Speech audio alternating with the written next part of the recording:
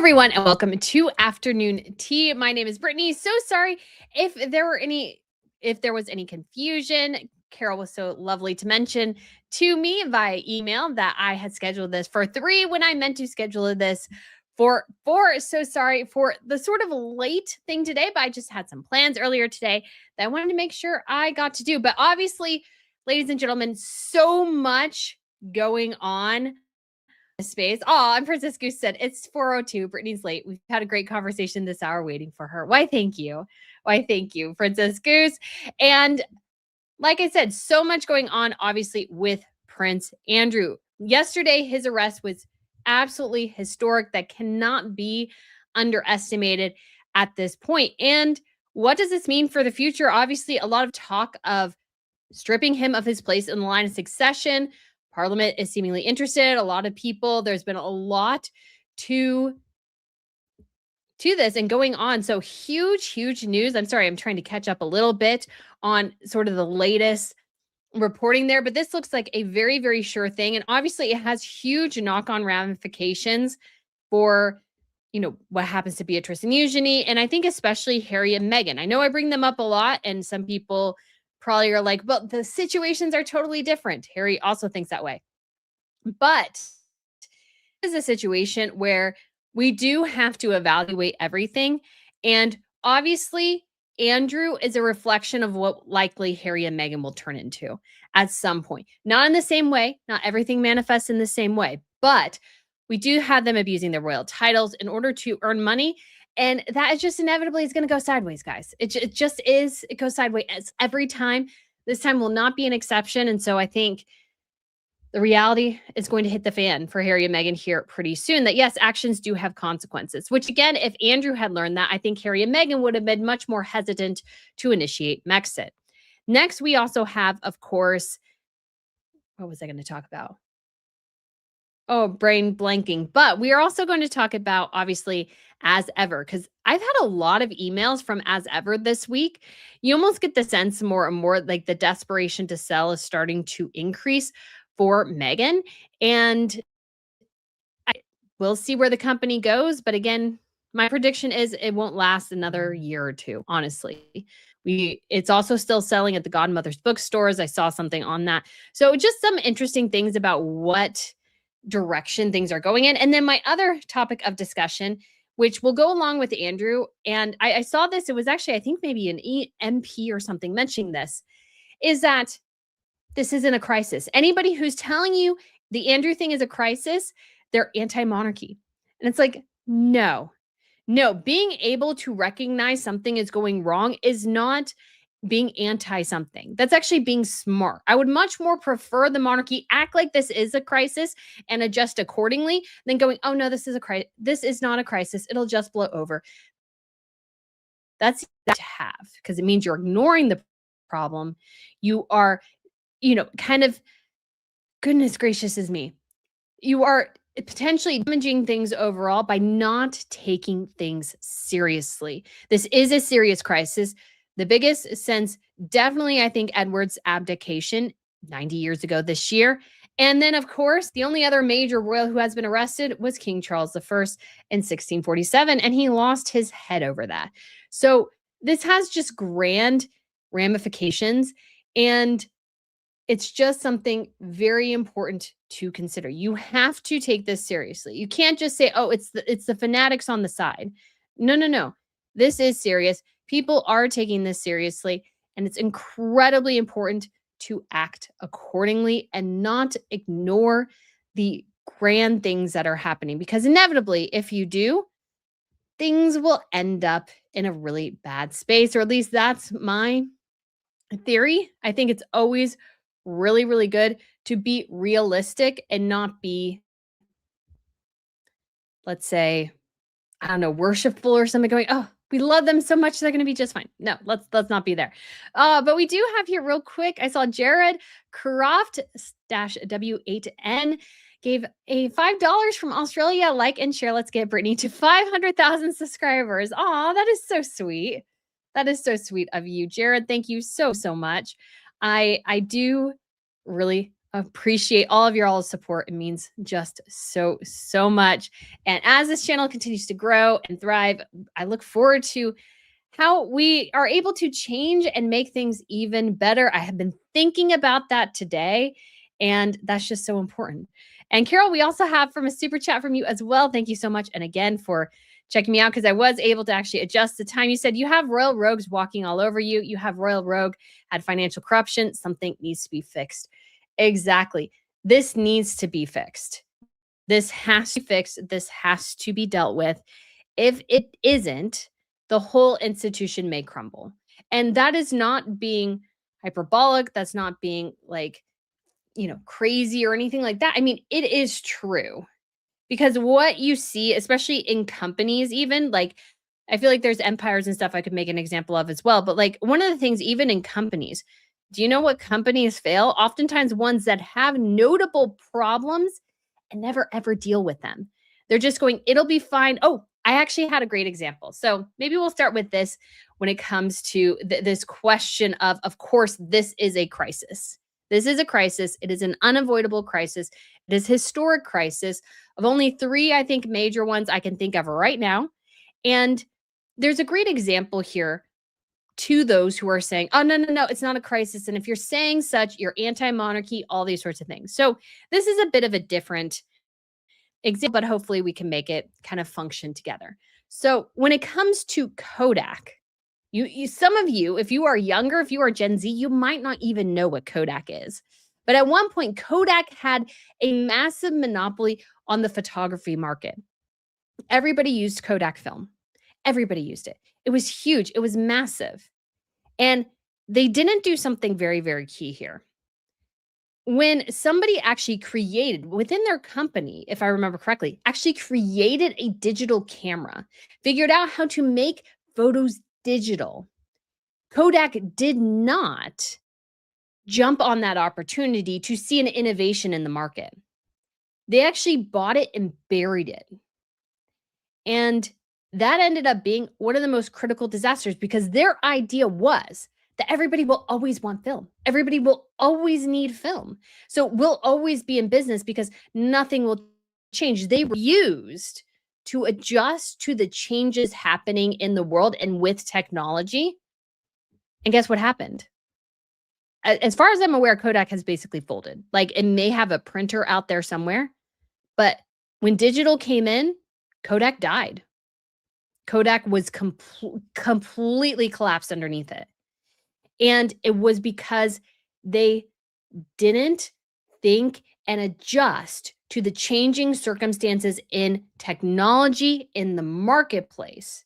And so by the time they caught up to the changes that they could have been the forerunners on, again, if I remember correctly of the story, there was literally somebody in the company that created a digital camera and was like, hey, let's do this. And they're like, oh, no, no, no, no, no, no. We're putting this down. We're not going to do this. By the time they caught up, they had been completely lost out of the market. Kodak, as far as I'm aware, pretty much does not exist anymore. It may have some minor things, but it doesn't exist. Photo labs, and Len Gideon says right here, oh, the days of 1 hour drive-through photo labs doesn't exist anymore. Does not exist. And yes, the monarchy is not a business totally, but the monarchy is also the great survivor. And how it survives is by adjusting with the times as necessary. And I think this whole crisis has sort of proven and kind of exemplified that the monarchy is not moving with the times. And when the crisis hits, this is their Kodak moment. This is their moment to go, oh, are we going to go digital and be the forerunners of revolution? Or are we going to let the revolution crush and bury us? That is the moment they're at right now. And I think that's a great example to consider here when looking at the monarchy. This is a crisis. And it has to be thought of as such and addressed as such. Now, that doesn't mean you're running around like a chicken with your head cut off. I wouldn't suggest that to really anybody. And you don't want to look like you're in crisis in some ways. But what you do want to look like, and what I still feel like I haven't seen very much of, is the crisis being taken very seriously and things addressed as such. Because right now, I just feel like we just kind of got to, yeah, we're just letting the law take its course. It's fine. And yes, of course, that is the appropriate measure. But how do we prevent this from happening again? How did this even happen in the first place? How much did Charles know? How much did William know? How much did the Queen know? How much did people know what Andrew was doing and did nothing in response? And those are definitely things that the people and the public are asking for, because what they're asking for is what the monarchy seems very slow to do, which is to accept accountability for Andrew. And I discussed this, I think, yesterday. But when it comes to being the leader of an organization, like Charles is the leader of an organization, an institution. Everything does fall on him. If you have a main member stepping out, even yes, if it happened under the old CEO, it is a reflection on your reign. And so Charles's challenge here, which again, I just don't know if he's rising to the occasion yet. Maybe I will be proven wrong at some point. But Charles just seems to have, I would say, a very Kodak CEO approach in like the 1980s. When somebody brought him, oh, let's do this change. He's like, oh, no, we're just going to stay. It's just going to be fine. We're just going to always have the foothold in the market and everything's going to be great. But I don't think that's going to go well in the long run. I think we're already seeing that sort of peter. And the thing that Charles, I think, has to do, and yes, this is a complex thing. Yes, he is between, like Lynn said, a rock and a hard place. He has to carry on or he'll be slagged off and accused of hiding. Of course, this is the challenge. But what I would prefer to see from the institution is a story of, yes, we are meeting together right now and we are having a all hands on deck, figuring this mess out meeting. Everybody is going to have bits and pieces here to play. And yes, we won't know all of it, but Andrew's decisions, Andrew's behavior does reflect on the monarchy. That's the other thing I've heard from people is that, oh, no, Andrew is he's just over there. Every family has bad eggs. But that, again, that excuse doesn't work here. Andrew was, I think, facilitated by the institution. I think they helped hide his behavior for years and decades. They were well aware, I think, of some of what he was doing. And they did nothing. They did finally pull him off as a trade envoy, but he was allowed to engage in the behavior he was. He wasn't pulled away from Jeffrey Epstein. He was allowed to continue that relationship. And yes, he's a big boy and he can make his own decisions. But the situation remains that he is a part of a taxpayer-funded institution. And when that is the case, you run the risk of everything falling because you had one bad actor. One bad actor can ruin it for everybody else. Think about Harvey Weinstein. What happened to Miramax or whatever he was in charge of? Dead, isn't it? Yeah. Was everybody in that company doing what he was doing? No. But did they all lose their jobs because of him? Yes. Yes, that's how it goes sometimes. And yes, he was the head of it, but Andrew was pretty high up there. He had a very prominent and important role. And it doesn't matter at one point if he was a war hero. Well, actually, that's sort of Harry's line of logic. I'm a war hero, so I should get, kind of what I want. I'm like, I'm better than Andrew. It's like, well, Andrew was a war hero too, buddy, and like a bigger one than you. So, kind of the contest here of measuring skills is just kind of, I would say, even Steven at that point. But the monarchy has to take a very real risk assessment here and a liability assessment of what can they do to mitigate this. And one of the things, obviously, that has been a huge, huge topic of discussion is, of course, removing him from the line of succession. Now, I am seeing, I think, some bits on here that pretty much the royal editor, so Robbie is saying here on X, I haven't heard, let's say officially, but he is saying Andrew is set to become the first senior royal in history to be forcibly ejected from the line of succession. Downing Street is drawing up plans to block the disgraced former prince's path to the throne amid nationwide backlash following his arrest. So this is reports from The Sun. And I'm not surprised. this was, of course, probably going to be the outcome given his absolutely deplorable behavior. Now, we don't know, Asma asks about Beatrice and Eugenie. I don't know how this will affect them at this point.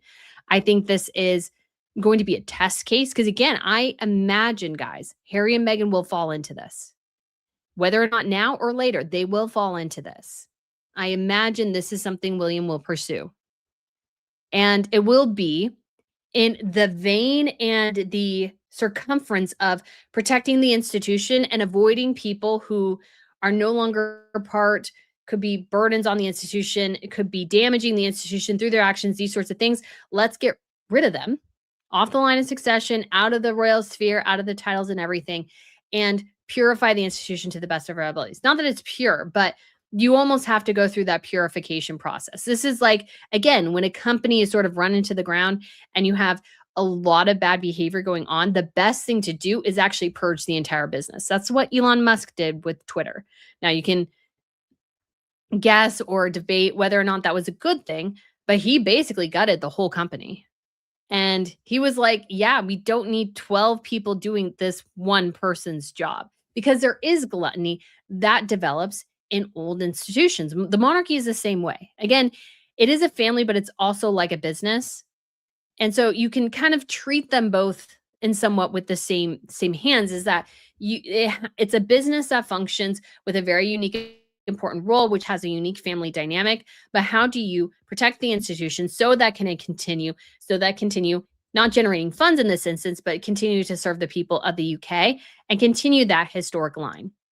And I would argue that Downing Street, if it is drawing this up, which seems to be the case, that they definitely include Charles in these plans because it will affect family matters, of course, but also, like, let's look at this long term. Now, I would like to do, and maybe I will be able to do it if the news stops coming, sort of a look at the letters patent from 1918, which was the last time we had a lot of major letters of patent. And this minimized the number of people who could claim a prince and princess title. It basically reserved that to the grandchildren of the monarch. So that did encompass at one point, because they were the grandchildren of the monarch, the Duke of Kent, Prince Michael of Kent, the Duke of Gloucester, who's Prince Richard. Is that right? Or is the Kent Richard? I can't remember which. I think Gloucester's Richard. Anyways, so all these letters patent together formulate what we now know as the institution of the monarchy. So it established sort of the guidelines for behaviors or how things would be divvied out. And that's 110 years ago. 110 years ago. That's a long time ago. And I mentioned this in my live stream yesterday, but we now have the television, we have the internet, we have very easy air travel. You know, we have gigantic airplanes. You know, they had just discovered flight. We've gone to the moon.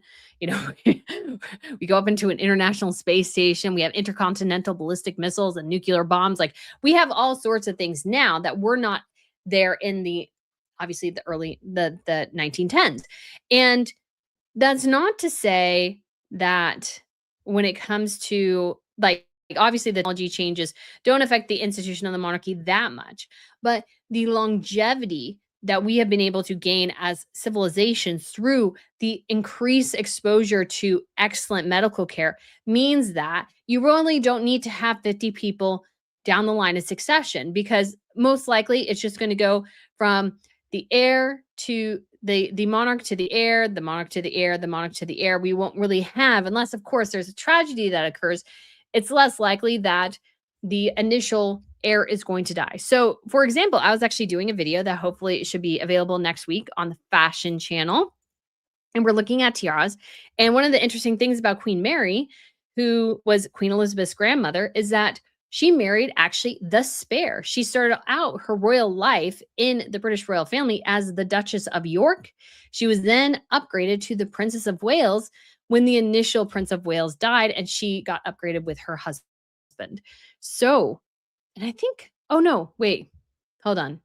I think she was engaged technically to the original Prince of Wales. He died, and then she married who became the Prince of Wales. So she wasn't technically the Duchess of York, but she was supposed to be the Duchess of York. You'll have to excuse me. I got I'm pretty sure I got it. So if somebody's in the comments can double check me, that'll be great. But I'm pretty sure that actually she was engaged to marry the Prince of Wales. He died, and so she married who George V, who was then the Prince of Wales. So that's all to say that even just in the 1910s, early 1900s, death was a much more common occurrence young. That's not exactly the case anymore. People still get cancer, people still get, diseases or die in car accidents. Obviously we have Diana as a comparison as well. And so in that case, unless there's an extenuating circumstance, most likely there'll be very minimal disruptions between the monarch and the heir dynamic. When it comes to the spares, like I was all for the children of Charlotte and Louis having royal titles, but honestly, I think they're going to have to adjust it so they won't have royal titles because they don't really need them. Now, I think they still need Louis and Charlotte as working royals, but they won't need their kids. I never thought they would need their kids.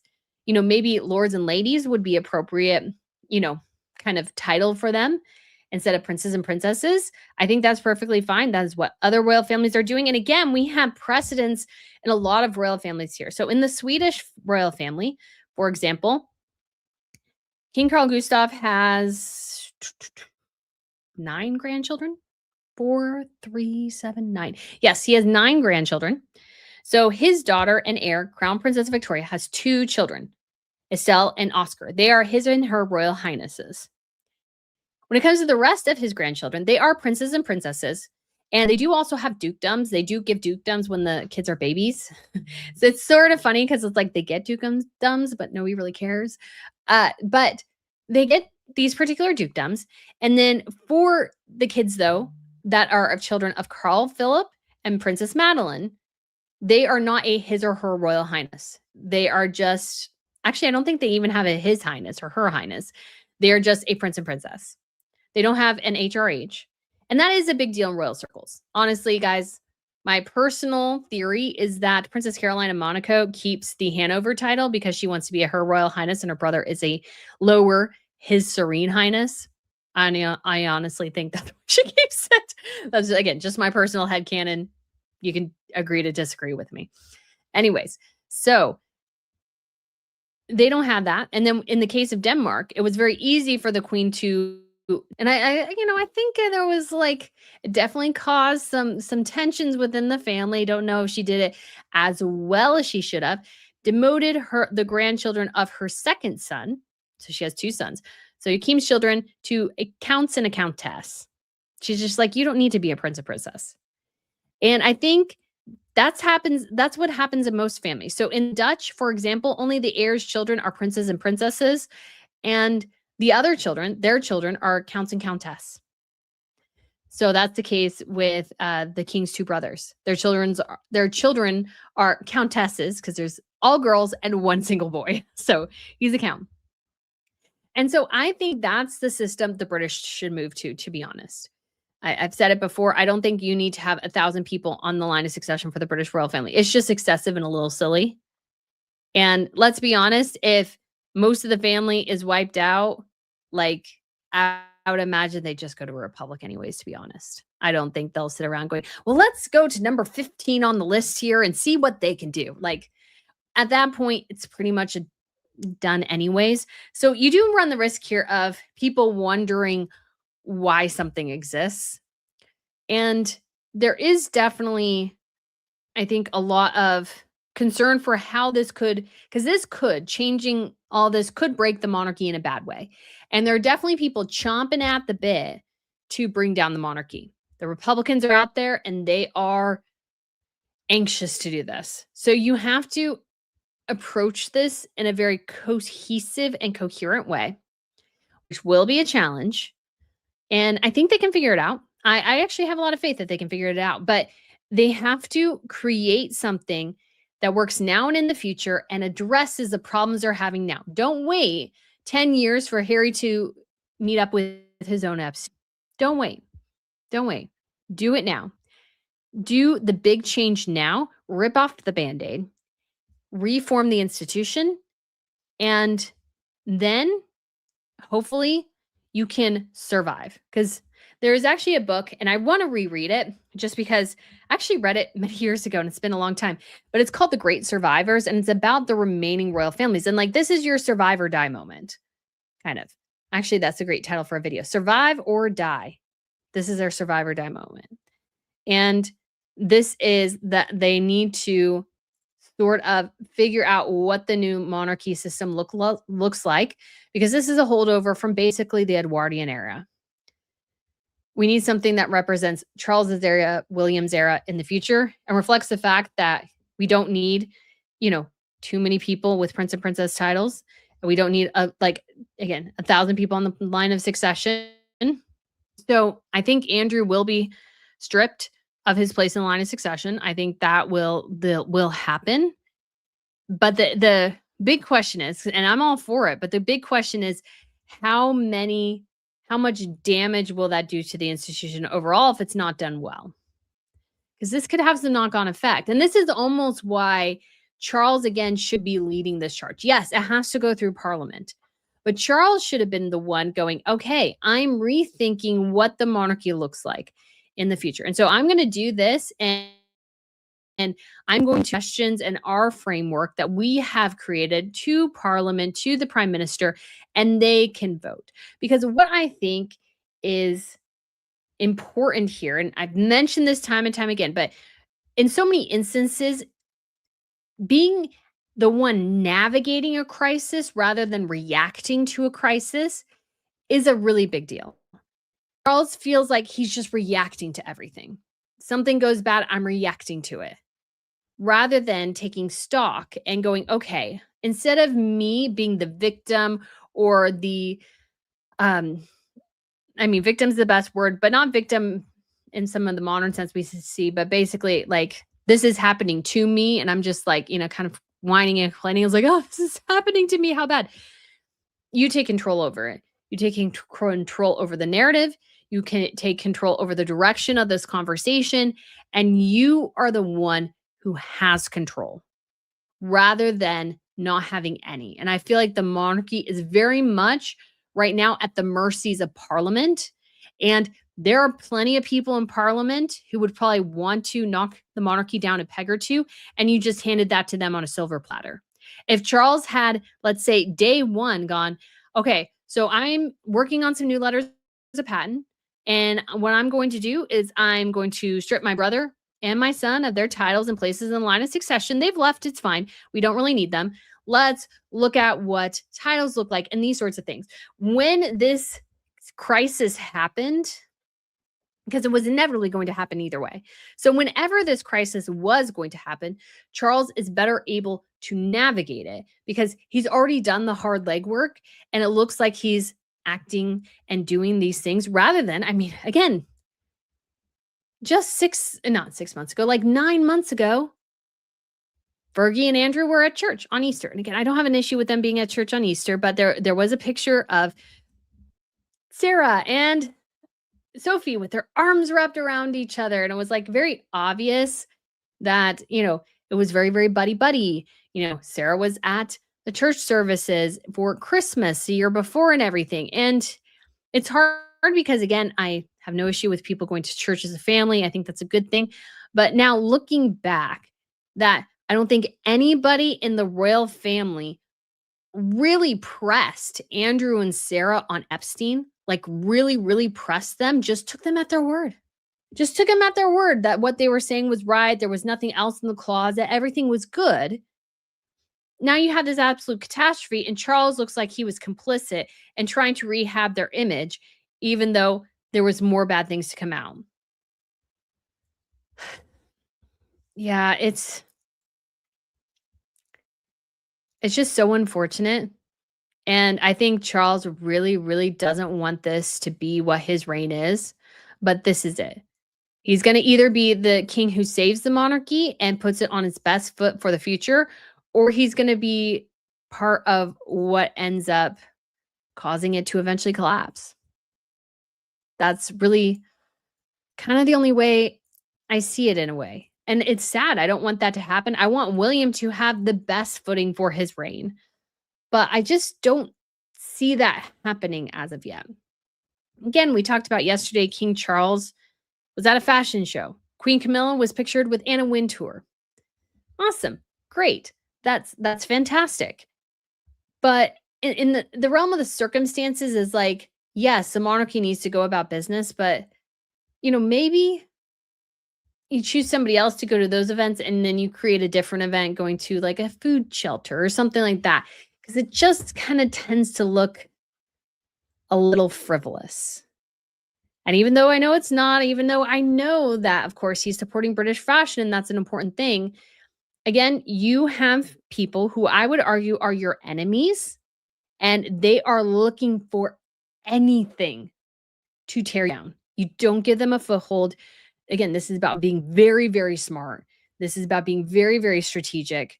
I see Dryad folk says crisis comms is just saying as little as possible for damage limitation. I think Charles's priority should be connecting with his subjects, not self-protection. So crisis PR isn't the right approach. Perhaps, but I'm not saying the crisis approach is to, it is to limit damage, of course. But I think it's not for his self-protection, but protection for the institution. So he's not really trying to protect his personal reputation as much as it is the institution overall. And that's what I think the crisis needs to be. How do we protect the institution overall and put it on its best footing? Because right now it's not on its best footing. It's constantly slipping and sliding. And it doesn't have to be an obvious crisis management, but something really, really smart.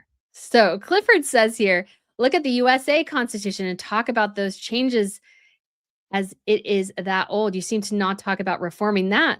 Yes, because the Constitution of the United States is very different than the letters patent. Of course, you have to adjust things. The Constitution was written actually exceptionally well and was written for longevity. I don't think the letters of patent have been written for longevity. And right now, the British monarchy changes. It evolves. And the US Constitution is something that is designed to balance powers. So it's designed to balance the judicial, the legislative, and the executive branches of government. These three are supposed to work in conjunction, each having its own series of priorities and powers in order to help best manage the United States. We actually had an interesting situation here utilizing the Constitution because it was an exceptionally well-written legal document. Exceptionally well-written legal document that can be changed, amendments can be added, but that is a long process that must go through the legislative branch, and sometimes they're a little bit bad about not doing that anymore. But we had an interesting decision today from the Supreme Court that said, yeah, no, Donald Trump enacted these trade measures, and us in the judicial branch, we're looking at the Constitution and its powers and everything, and we're saying, actually, no, the president does not have this unilateral power to do that. And despite the changing times, it is a document that is wildly, wildly able to navigate those very well with those who have the legal mind to examine it and see how it functions, the way it functions, and everything like that. It's probably one of a government document is very different than family dynamics. And the monarchy, at the end of the day, is a family and it needs to be adjusted as such to kind of highlight the differences in family. So the Constitution, for example, is not written. One of the things I would love the Constitution to have, which it doesn't, is term limits. Why doesn't it have term limits? Because it was written during a time when people tended to die fairly young. You didn't really have to worry about somebody being essentially dead in an office, which kind of happened to Dianne Feinstein. She was basically like she was non-compos mentis before she died and really wasn't doing anything in Congress. She should have been out. That's something that they should add via a amendment to the Constitution, which they can do in order to change it, in order to reflect a modern era where people live longer. So that is a document that is not living in the sense that it can change based on your feeling at the time, but it was written in such a way that is an exceptionally well designed constitutional framework for a government that functions exceedingly well even to this day. And so that is how it works. And the monarchy in the UK is very different in that their constitution is not written down, not written within a framework like the US Constitution. It is very, very much a series of basically legal legislation over the time of centuries. And so you have common law and these sorts of things. So that does make it really, really challenging to enact legislation in that way. So very, very different documents. I don't actually really even think there's much of comparison between the two, except for the idea, again, of modernizing to encourage term limits, because I think we desperately need them. And that was added. So you can't have, as a president, more terms. That was an amendment to the Constitution. Brilliant amendment, because FDR was the only one with 3. Glad we don't have 3. I think the rest of the branches, though, also need term limits. I think that the court is fine.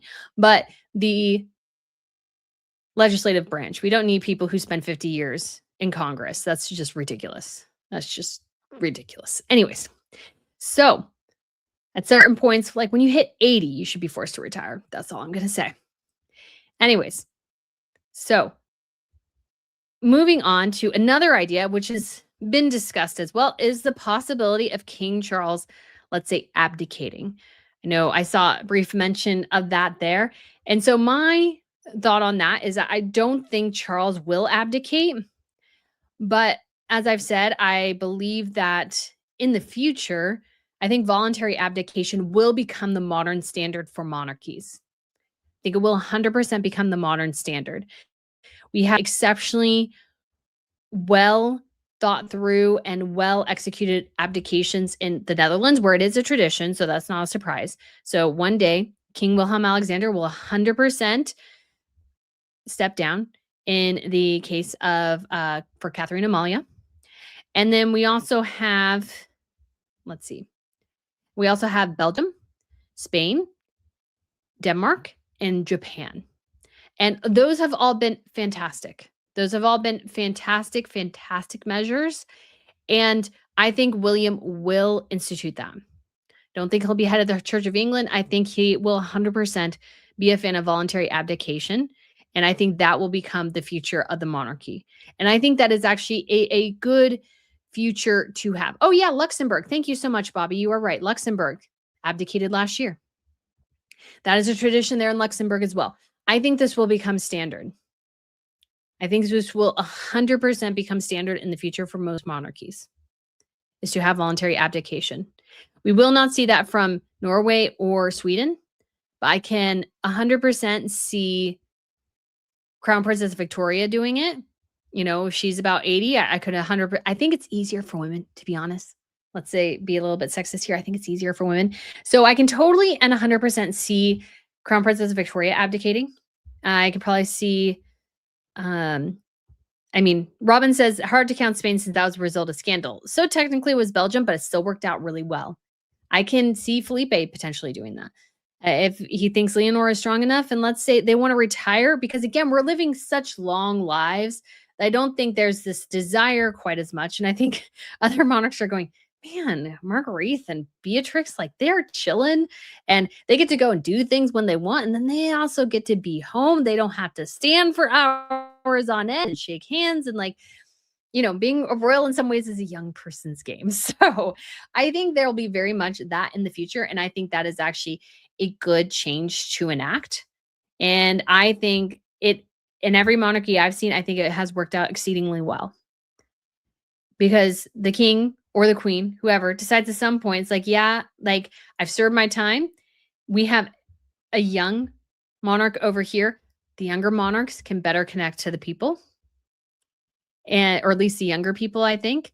And they have young kids, and that can get exciting and these sorts of things. So I think definitely that is what we'll see. But will Charles abdicate? No. Should he be forced to? I don't think so. But again, it all depends on how he really navigates this crisis.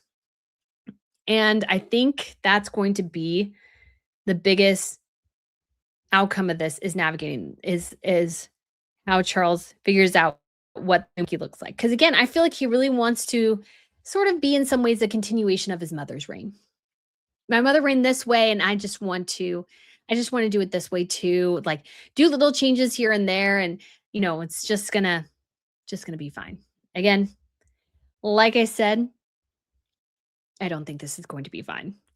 I think this is a crisis that should be dealt with like a crisis that it is. Don't say it's anti-monarchy to do so. It's not. It's important to be real. It's important to be honest about situations. And that doesn't mean Charles goes on TV going, "We are in a historic crisis in the monarchy. I don't know what to do." I mean, oh my God. No, that's not what I'm talking about. But it's all about reactions. It's all about these sort of things. And I'm looking forward to seeing how the monarchy changes because I think it does need to change. I think this is a sign that things need to change in part just to answer the question, okay, you had this royal who went wildly off base. We all know not all of you are going to be like Andrew, but there's always the temptation because within the constructs of power, there is always temptation.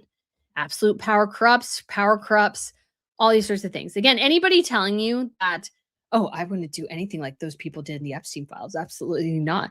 No, most people are susceptible to that. There was actually an interesting thing my mom was talking to me about an interview she saw with Meghan Kelly and Kelsey Grammer. And Kelsey Grammer was told by some big sort of celebrity of this crazy party thing that Kelsey Grammer was like never invited to. And he's just like, yeah, you want to be that person, I think, who is never invited to the party, meaning that you are so above potential corruption and live your life in such a way that nobody thinks she will even enjoy that party, won't know what to do with that party. Maybe you'll be a stick in the mud at that party and they don't want to invite you. I think that is a great reflection on you. I think that's the mark of a good character is that the people who have bad characters know you have good character and won't even invite you to things because they don't want you impeding on their fun. And they know you won't have fun. I think be that person. That's my suggestion. But this is a huge moment. This is the make it or break it, survive and thrive or die moment. That is what the monarchy is dealing with right now. And I am fascinated to see where it goes. I mean, I feel like as a historian, I feel like we're living in a moment of history. Where does the history go? Because having been, on the Royal Mile during the coronation, there was a decent amount of excitement. Would I say Williams would probably be more enthusiastic? Yes. I mean, honestly, we're all very, very tired. So I don't know. Somebody was asking me about that yesterday. I was telling him, yeah, I had no cell coverage from about 9 a.m. until like 2 p.m. And you were there. And I was simultaneously as close as you could possibly get to the event and as far away and disconnected from the event as you could possibly be. Because I was there and yet I knew nothing about what was going on. Nothing, literally nothing. We could hear some of the loudspeaker stuff, but I literally could not. I had no frame of reference for anything. Like I didn't know what was going on. I still don't know why they didn't put television screens up with things showing. They did that for the Queen's Platinum Jubilee. I don't know why we couldn't have TV screens up showing the coronation. So at least we had something to do because, no internet. Anyways, that's neither here nor there. But, there was at least somewhat a jovial mood.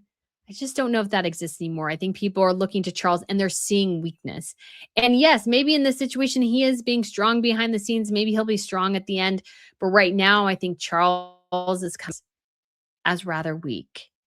And I know this is not the thing he wants to be dealing with. But if Parliament gets the power without Charles's, let's say, leadership and guidance to changing the monarchy the way they want it to, it'll be to the detriment of the monarchy. That's 100% going to be the case. Again, this is all about leading your group through the crisis rather than letting someone else kind of do it.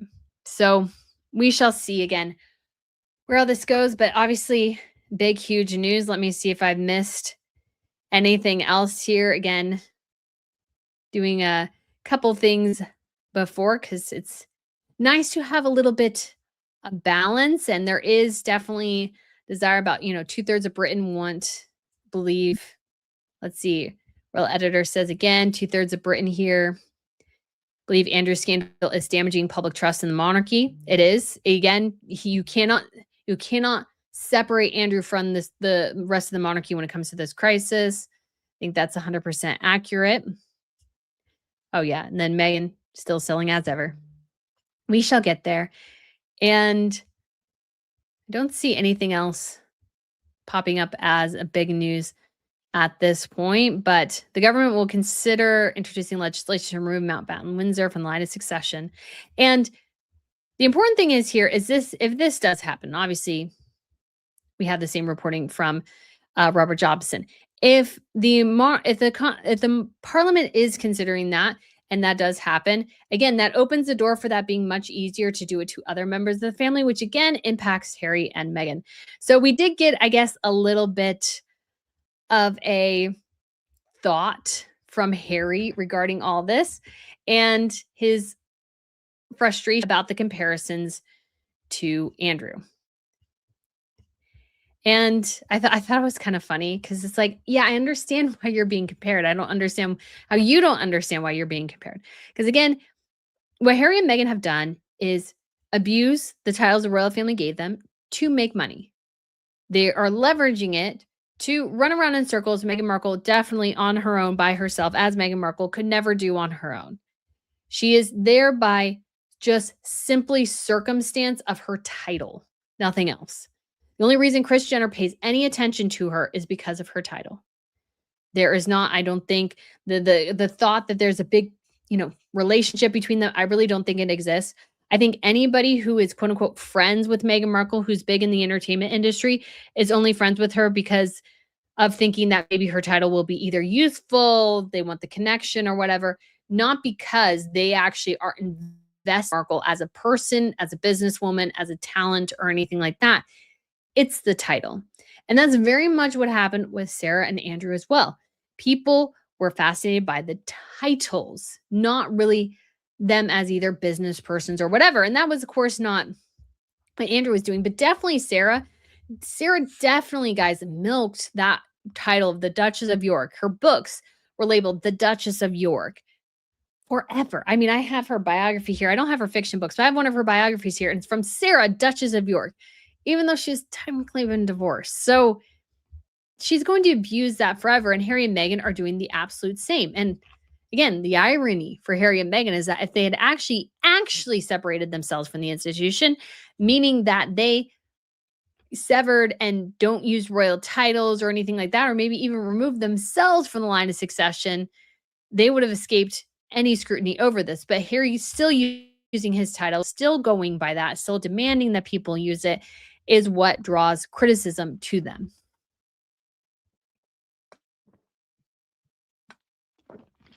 Okay, so sorry. Quick drink there. Well, let's look at this People magazine article. So, because I thought it was rather interesting. It says Harry has long felt frustrated by comparisons to his uncle, former Prince Andrew, a sentiment sources say predates Andrew's arrest, but now offers insight into how Harry has viewed the family's internal fault lines for years. So it says he was frustrated by the comparisons. It was never fair to lump them together. Well, they are both despair. So here's the thing about royal life. And it's something every woman in a royal family needs to know when she marries in. And any member of the family needs to understand. You will always be compared. There is somebody in the family that you will be compared to, whether it's good or bad. Victoria is compared to Madeline. Mary is compared to Marie. We have Metamartz compared to Martha Louise. And we have Catherine compared to Meghan and Meghan to Catherine. That is natural. That is what always happens. Sarah and Diana, for Pete's sakes. Elizabeth and Margaret. Like, the comparisons are always there. That's sort of the thing. And so I think, again, what I've always said, and again, I love the serenity prayer because I think it's beautiful, but it's a very good life lesson, which is accept the things, change the things you can, accept the things you can't, and know the difference. What you can't change is a comparison to another member of your family that holds the same role. You will always be compared to them, whether good or bad. You will always be compared to them. And that's not good, all the time. I 100% get that. William is compared to his father. William is compared to his grandfather. Even in families, people are compared to each other. That's sort of the reality of Harry's life. And that's not fair. I 100% understand it. But that's always what's going to happen. That was always what was going to happen. And they made remarkably similar decisions and spent a remarkably similar time in the military. So Harry goes on here to say, or somebody on Harry's behalf says, Harry served his country, did the job well, and never engaged in misconduct. Well, number one, so did Andrew. Andrew also served his country longer than Harry, and actually in more dire conditions than Harry did. Andrew was actually running very dangerous missions in the Falkland Islands during the Falkland War. He was 100% doing that. He got a medal for it, which I think has been rescinded, which I think is kind of unfair. If he actually earned it by merit, don't think it should be stripped. I mean, I guess for conduct reasons, they serve it. They strip it. Did the job well. Now, I will say probably most people agree Andrew probably didn't do the job quite as well, but people liked Andrew a lot. There was a period of time where people liked Andrew a heck of a lot more than they liked Charles. Back in the 80s and early 90s, they liked Andrew a lot. His time in the military meant people liked him a lot. So he did his job and he did it fairly well. Now, in the 2000s, would I say he did his job well? No. But there were times and years where he did do his job well and never engaged in misconduct. I believe Harry had fights with people and paparazzi and these sorts of things. And, he used racial slurs and he was not like a perfect little angel of a prince. Now, was he engaged in the misconduct that Andrew was engaged in? No. And of course, Andrew's behavior is much more deplorable than Harry's. But both, I think, equally, they both have had their neither one of them are innocent. And then the spokesperson for Harry or whoever the insider is says, yet lost security and housing while Andrew was protected for years. So, I mean, honestly, Andrew should have lost his housing, but he had an ironclad rental agreement. They really had to force him out. And they had to really go hard on it, figure out legal reasons because Andrew had an ironclad rental agreement. Harry did not. Harry also voluntarily left the royal family. He left. Andrew was forced out. Now, should Andrew get security? No. But at the same time, much like Harry is complaining, Andrew was also a war hero. But again, he was staying in the Windsor estate. He was staying in the country. And the security was mostly people who were just protecting generally the Windsor estate.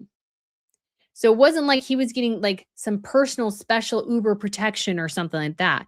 He was just getting protected as an extension of the apparatus of Windsor Great Park. And then eventually that was pulled and Charles paid for some security for him and these sorts of things.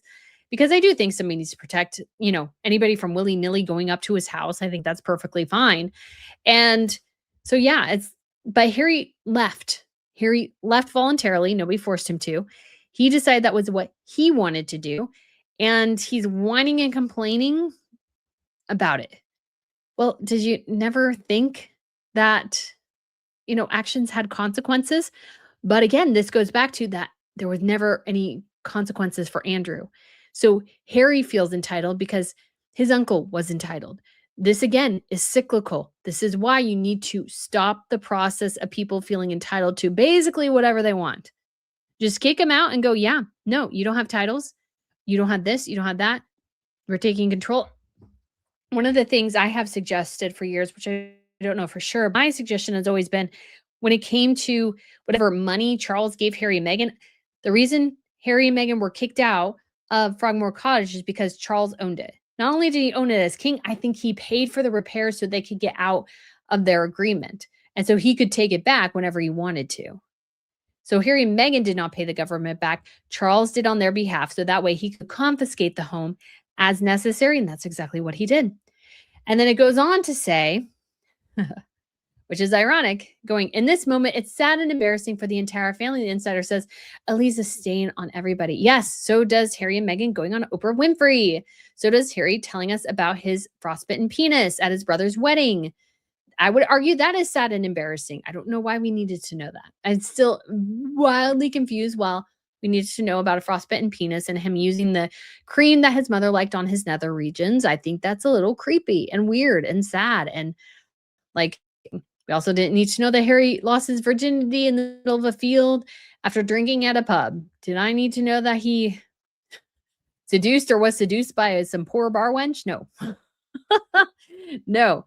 No, like there's just so many things, or his wife mocking the queen. There's just so many things here that Harry has been equally as embarrassing in different ways.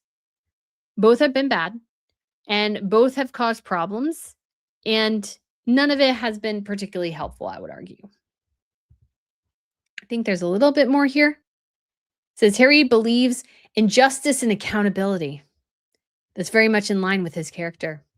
Well, when you try to enact it on him, he basically says that you are targeting him and there's some sort of grand government conspiracy against him. That tends to be his line of logic when he is told that he can't have X, Y, and Z. So justice and accountability is not really part of his character. It is exactly the way he wants it, and that's not reality's way at all. So I don't think there's anything, or yeah, because remember, Harry said it was an establishment stitch up against him when it came to his judicial review over security last year. And because of all this stuff going on, I cannot imagine or fathom that he will get security now. I mean, again, this is your opportunity to really nip the Harry and Meghan problem in the bud and just shut them up entirely by just basically removing any semblance Harry has of anything sort of even remotely connected to the British monarchy. This is the situation we're in, but it's just kind of ironic that Harry's going, "Oh, I believe in a justice and accountability, but only for thee, not for me, right?" So that's just, again, as we navigate this crisis, Harry and Meghan are constantly a problem for sure, and we will keep an eye and see what the government basically decides here. I just wish it was Charles more leading this rather than, I feel like he's being pushed into this by various government agencies. I just don't really like that. I would prefer if Charles was the one really leading this, managing these sorts of things, rather than having it done to him. Because when something is done to you, rather than you doing the thing to them, it can go badly for you. So, yeah, this is like, if you're wanting to live through history, this is a historic moment for sure. And we will see in 2066 the monarchy on. Because I think Valentine Lowe's kind of suggestion was pretty on the mark. He's like, I think the monarchy will be here in 50 years, but in 200 years, I'm not so sure. I think that's kind of sort of the mark. But it'll maybe require some more interesting research to see. And again, this might go back to the Great Survivors Club and other things, why the other monarchies that folded in 1918, why they folded. Because it could be as well. You think about it, the letters patent 1918, 1917, Carol said. So why at that point, because the monarchies were folding and collapsing, we had the letters of patent to amend the British monarchy to save it. So will Charles basically do the same? Because this is your save it moment. Charles did the same? I'm just not sure. I'm just not really sure at all. But we shall see here what the outcome is. I don't know how long this process will be. We may even get an answer this weekend. And we know some of the members of government are very interested in this. The Republican movement is very interested in this. And they will be pushing for their agenda. And so hopefully the Brits are able to push for theirs. But let's go ahead and move on to another sort of interesting topic. I realize, I'm so sorry, Azuma, you need to go. It's 10 p.m. here. I'm so sorry. It was late here. And I saw this. Oh, Stacy says, on another note, Brittany, love the color on you and the gathering at the neckline. Very pretty. Why, thank you. My friend also complimented on the color. It is Calvin Klein. They have these dresses and it kind of ties in the front and has not really a bit of a tiered effect to it. Very nice. I have it in 3 colors. So I was like, what should we do? Because it's quite warm where I'm at today. But let's go ahead and get into some super chats here that happened to, I saw them and then I was like, oh, I didn't get back to them. So let's go ahead And answer them, Carol, thank you so much for the super chat, said, Charles needs to have a message to his subjects that includes an acknowledgement of the situation, provide an action plan, and show the impact for the future. I honestly think we need something like that. I really do.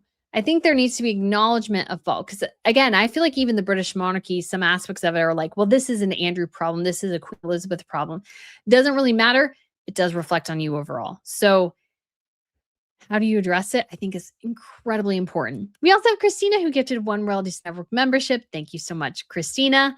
And we have Aletha McFarlane, who said, look how long it took to get him out of Royal Lodge. Yes, it took him a long time to get out of Royal Lodge. And that was dragged his feet a lot.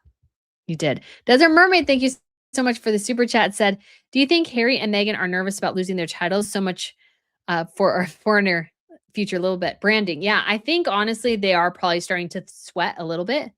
Now, Harry and Meghan think, well, we haven't done anything, so nothing will happen to us. But if you are a betting person, like, you have to be thinking about this. You have to be considering that, yeah, this is looking bad. This is in general looking bad. And you can't just rely on, like, it can't impact us. This is going to be fine. This is going to be fine. I think if you're not being smart, and Harry and Meghan honestly haven't been too smart recently. Like, we have really disastrous stuff from As Ever. We have them showing up randomly at an NBA All-Star game. We all know they don't really care about basketball. And so they just seem aimless. And that's a danger too. That's a definite danger, is an aimless Harry and Meghan. And Harry and Meghan who are struggling to make ends meet, that is when they're at their most dangerous to the monarchy as an institution. That's why, again, it's just so incredibly important. I harp on this again, but it's so incredibly important to nip this in the bud. Eliminate Harry and Meghan as a threat to the monarchy by removing them from any semblance of having a connection to it by the line of succession. So he's no longer a counselor of state. Their kids don't have titles. They are fully severed from the institution. I mean, it's what they want, right? Not so much, but in theory. We also have Carol, who, thank you so much for the super chat, who said, will they need to separate church and state to affect the abdication? And my understanding, at least from what some people have said, is that there probably will be some changes made to the ceremony, what exactly William is agreeing to, and these sorts of things. But again, I come back to, at least for William, has been, again, widely reported over the years that he's not much of a churchgoer. He goes for like the high holidays and maybe a couple of these sorts of things, but he's not an avid churchgoer. And I do not think someone who is not an avid churchgoer should be head of the Church of England. I just don't think that's particularly smart. Obviously, they did meet with the new Archbishop of Canterbury. This crisis may change William's mind in some ways, but I really do think that it's not really necessary for William. So I think he'll choose a different path. But let's move on to talking a little bit about As Ever. And I find this to be really, really interesting. And I will respond to this. Matt Ide said, I heard abdication is not an option. It's for lifelong. So as the head of the Church of England, yes, it's lifelong. But if you're not head of the Church of England, I don't see any reason why voluntary abdication cannot be part of the new process for the British royals. I think so. And obviously, I think it should be stipulated as well that people have to, let's say, start a reign or be part of, like, you can't just rule for 5 years and go, oh, I'm done. Like, no, that's not. You have to agree for a certain period of time until the date. But, you know, it seems to work well with other royal families. Don't know if you would need to put in those parameters, but maybe you would do. Like, sometimes you don't know if you need parameters until like something happens, and that's sort of unfortunate. Oh, Deep Thought 42, thank you so much for the super chat, said the other approval of the 14 realms is needed so it could happen quickly, but not super quick. Yeah, I think that would, but honestly, I don't know how long the Commonwealth will last in terms of this aspect in the 14 realms where Charles is head of state. I think if abdication is the case, I imagine they would maybe want their own heads of state, which, I mean, like, especially in Australia and Canada, you know, their presidents act as basically their heads of state. But I think when it comes to some of these smaller countries, that's a bit of a a bigger deal, but it could definitely I don't think anybody would have like a super big issue with it. Again, I think this is a modern approach. This is a modern approach that we've seen now work countless times exceptionally well. And so I think that's something to definitely consider. All right, guys, let's move on to as ever, which is increasingly I feeling like getting desperate. We've had actually a lot of emails recently, and some people point out one that kind of looked like it was there to kind of needle Andrew, which definitely could have been, although I would argue that's not technically a very smart thing to do. But we have this sort of latest thing here, which I find kind of interesting. Again, we'll go over the emails as well because I feel like they're getting kind of overly frequent, which surprises me quite a bit because they didn't used to be like that. But I thought this was the copy here is so interesting because it says our strawberry spread at the center of it all. And I guess you could say it's at the center of it in this picture, but I find this to be very strange because it's like you didn't really start off with strawberry spread. You started off with raspberry spread. So this is really not the center of it all. How can it be the center of it all? It's like not. It's very strange. It says bright, sun ripened strawberries cooked down to just enough to keep their freshness, texture, and gentle sweetness intact. A pantry staple that feels special for celebrations and simple enough for all of life's other enjoyments. I mean, guys, let's be honest. This is spread. This is nothing super exciting at all. I don't think anybody is looking for like thinking this is special. It's just weird. I think part of the problem with Meghan is that she's wildly over exaggerating like the purpose, the point, the impact of her products. And it's just getting to the point where it's just getting weird. And I think they need to figure out a better way to market this that makes a heck of a lot more sense. And so we have this picture as well. She's cutting strawberries, guys. I don't understand. I just don't get it. I just do not get it. And what's interesting too here is sort of I want to say at the height. I know for sure at the height this channel had 884,000, not 885,000 at one point. She's consistently losing people. So actually, when I looked at this yesterday, it was 881,711 or 717 or something. So she's lost 100 people just since yesterday. So obviously that's not a huge amount. But what do I think that indicates? This is not a brand in growth. This is a brand contracting and in decline. It already launched years ago and it's already dying. And yes, the Instagram count is not a be all end all, but she should have hit 1 million by this point. She's not. I think it's because she doesn't have good products.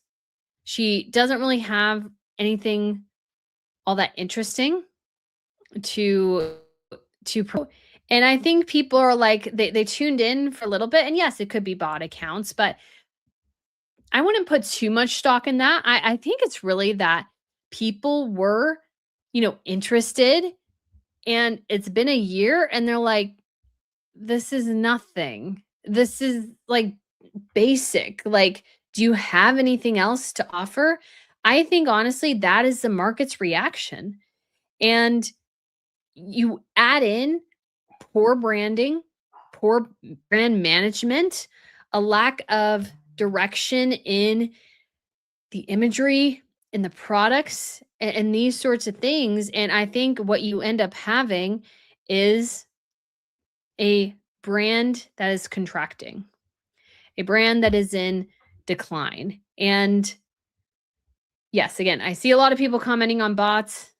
I don't know here or there. Honestly, I think though that the collapse is actually organic. I think because what you're saying basically is it collapses inorganic.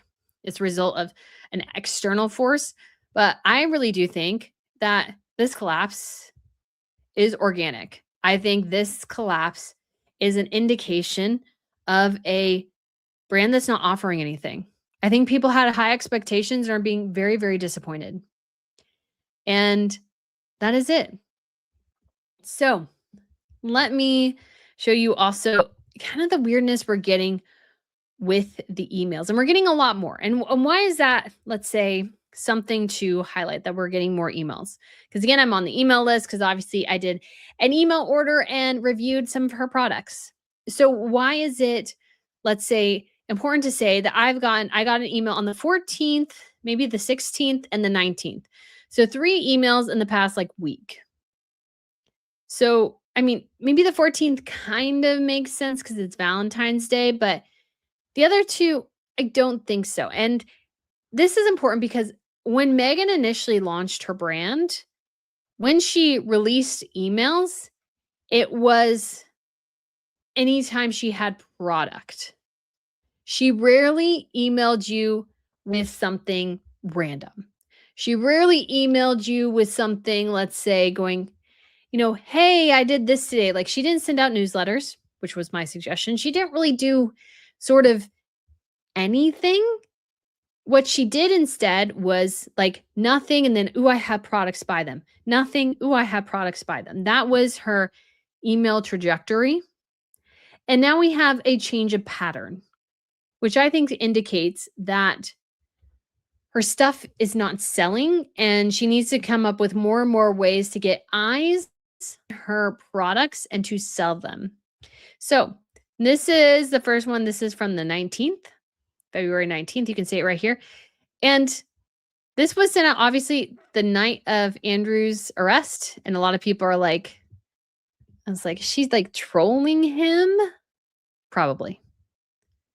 Oh, and it's labeled newsletter at asever.com. I feel like that's a different label, guys. So anyways, and this is like, I feel like the language here is so overly wrought that I feel like to most people, this would just like not move the needle for purchase. So she says, when the temperatures drop, we start striking a match. So number one, honestly, right now, I would have to look at the rest of the country, but it's like almost 80 degrees where I'm at today. It is today. It's not cold where I'm at. Yes, February, it can be cold. But when you did want to send that is when half of the country or more was going through a massive cold spell. Then you see an email going, when the temperature drops, we start by striking a match. At this point, I'm hot. Like I don't want like hot things. I want cold things. I actually went to lunch with a friend today and I got an iced chocolate, which is basically a hot chocolate iced. And I'm like, this is awesome. And I was like, perfect, because I kind of wanted some hot chocolate, but I was also hot. And so this was great. And so it's just kind of like, you're sending this at the wrong time. But obviously it could be to needle Andrew, but that doesn't look all that great. And then she says, so happy you are here, which you can barely read. It's called Soothe Your Senses. A steady flame on the table, light in the corners of the room, the familiar comfort of a scent that instantly changes the mood. From there, everything else follows. A hot mug in both hands, citrus on the cutting board, something gently simmering on the stove, small rituals made warmer by candlelight. I'm like, who is this for? And again, this comes back to being smart with your wording and your branding and everything. Like, none of this actually, considering what I'm living in right now, none of that actually sounds appealing at all. That sounds like actually the antithesis of what my weather is like right now. Now, granted, that's not everybody, 150%. But if she had said that 2 weeks ago, I might have actually been a little bit engaged in that story because everybody was going through it. Again, in the United States, we had one big ice storm and one big snowstorm. And so, like, if you send that out during those times, I think you would act people going, I know it's not gonna get here for a while, but, like, I had, like, 3 or 4 straight weeks of cold weather, like, really cold weather. That's when you send this email. And again, my location's not everybody, but we know that there was a huge, massive cold snap from the east of the Rockies. And if you are smart as a business person, even if, let's say, it's 80 degrees in California, most everywhere else, it's an average of 20 degrees. And so this is your time to highlight the people living in the 20-degree weather because they're going to want your hot items. Like, that's just simple. And so the rituals to reach for, it's I don't know why. Maybe it's because of the Godmother's bookstore and, like, the whole ritualistic witchcraft thing she did at somebody's birthday, but it's like rituals. It's like, are we, like, delving into witchcraft here? That's what I feel like. It says candlelit evenings. 1 candle or 2. Little lights, nowhere else to be. Hot toddy by candlelight. Honey, lemon, and a cozy pour. Best enjoyed with a flickering glow nearby. And I just hate the fact that she uses the Oxford comma here in this type of writing. Like, the Associated Press style would eliminate the Oxford comma. Spliced apple cider night. Warm spices, a big batch on the stove. The house softly lit and smelling incredible. Okay, guys, again, this all evokes scenery of fall. This reminds me of fall. This is the type of thing you highlight in the fall, not in winter, like the end of winter, kind of, because spring is just a month away. Why are you teasing me with this? It's weird. Tea always steeped slowly, shared easily, carried from room to room long after the candles are lit. Well, number one, your tea is going to be cold if you're dragging it from room to room after the candles are lit. So shop winter comforts. Honestly, this is actually, again, I don't think very smart. She should be highlighting, guys, spring. We're almost to spring. Again, spring is a month away. We're not really in the dead of winter anymore. Yes, will another spring storm come? Yes, but this should have been an email that went out the first week of January or the second week of January. This should not be an email coming out right now. This is a month behind schedule. And this is Meghan's tip. Add a spoonful of sweetness to your night too. Stir as ever honey into a mug. Spoon it into a late night toast or build a cozy snack board with whatever's in the pantry. I think if you need somebody to tell you that that honey sweetens tea, you have big problems. Just going to put that out there. Just going to put that out there. This is bad. All of this is not the right season, but I don't think she can sell these. I want to say it was actually the spice cider, maybe. She didn't actually sell a single spice cider in 24 hours in January. And that was the time she should have really been promoting it. And she didn't. And so on the 15th, so this is the day after Valentine's Day, we got this post. And again, I only highlight this because I think this is a lot of emails to send. Oh, this says, if you hover over, it actually says breakfast lifestyle photo. This is actually a better photo than what we've seen. So I wonder if this was from Meghan's initial batch of photos or she has a professional photographer back to get some pictures.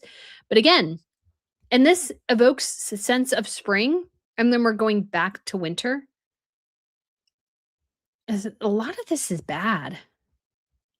So it says some mornings call for slowing down. A cup of poured carefully, something sweet spooned onto toast, light through the window, unrushed. Well, Meghan, we can achieve all those things without your product. Tell us why we need your particular product, not another product, because I can get anything sweet and put it on toast. You know, I can go to the store right now and get 12 jars of jam. I actually have some jelly in my fridge. So I have something sweet. I don't need your something sweet. Explain to me as a business person why it's your thing of sweet that I need. Breakfast in bed doesn't need much to feel special. Just a few tales enjoyed at an easy pace. Tea seeps slowly. Fruit spreads meant to linger. Oh my gosh, fruit spreads meant to linger? You mean like diarrhea or something? Stomach aches? Like, what do you mean by linger? That's not great wording. A candle lit even in the morning, whether shared or savored solo, it's a small ritual worth making time for.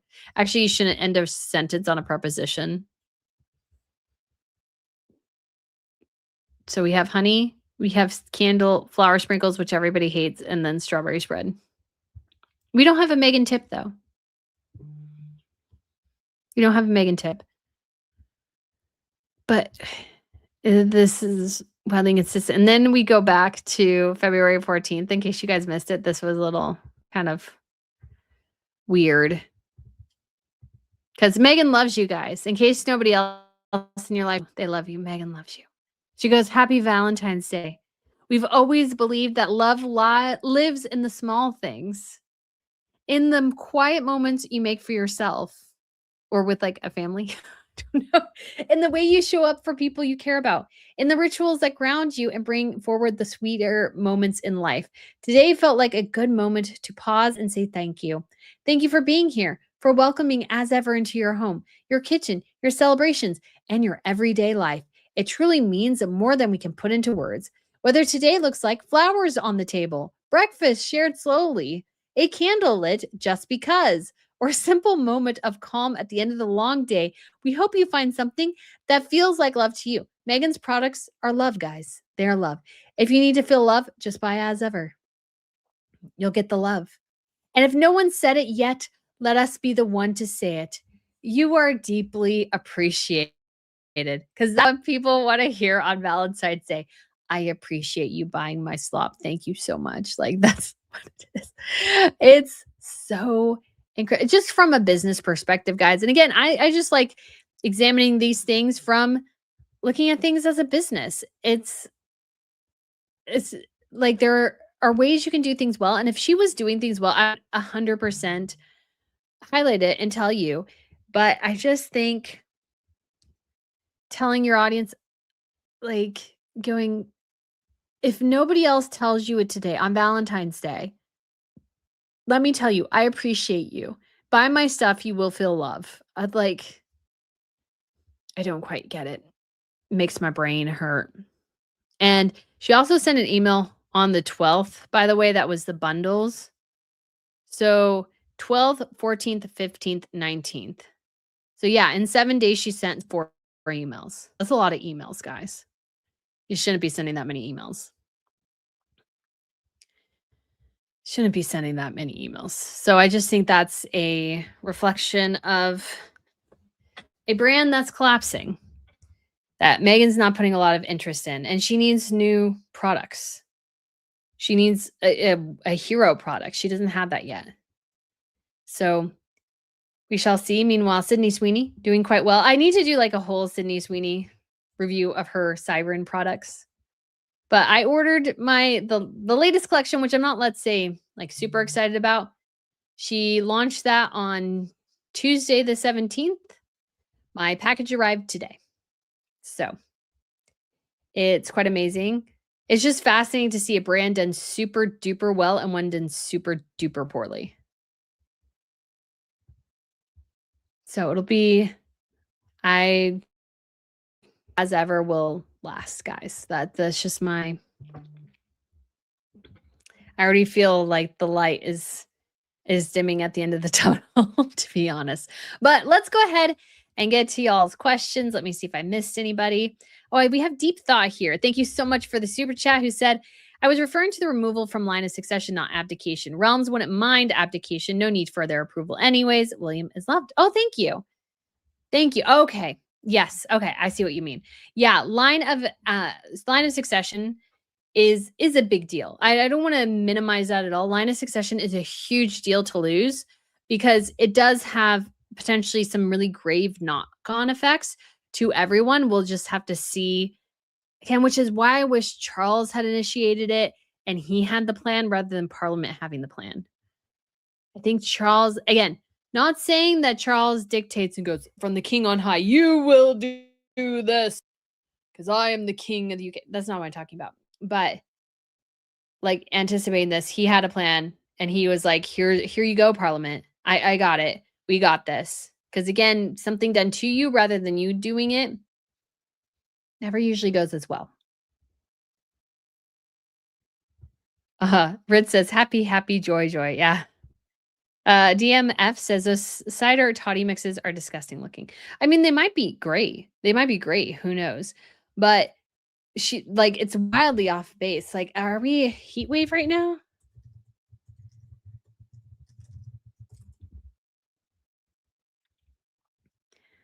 Well, I put in heat wave. So here's let me see. What day did they Oh, yep. Hold on, guys. So she literally gave us a thing about winter. And again, this is the irony. I don't know if you want to call it the irony, but this is it says heat wave getting worse in most places. See the heat index where you live. How hot it feels depends on temperature, humidity, prolonged exposure. So 8 out of 10 for heat exposure. So I don't know. Obviously, for the South, getting hit, not everywhere. But I'm curious if I go back. Oh, no. That's future. But anyways, I just feel like things are hot right now. Oh, there's where the heat index is at other places. But that's a lot actually right now. That's a lot of people who are in a bit of a heat wave. And yeah. I don't know why we're talking about winter. Is anybody having a snowstorm today? Would be in probably a minor group having a snowstorm. It's just like really weird. And it's like if she's trying to needle Andrew, it's like, and it's cold in the UK, that's fine, but it's not, you're not selling in the UK.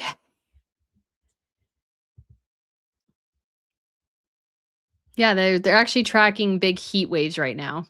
Just and she's going on about it being winter. I'm like, oh man, so off. Lynn Gideon says it's around 60 here at DFW today, but it was 80 yesterday. Fall spring here, it's called. Yeah. Kiki says it's hot in the south. It's 80 degrees outside. Susie Q said we did in Wisconsin. Very awesome.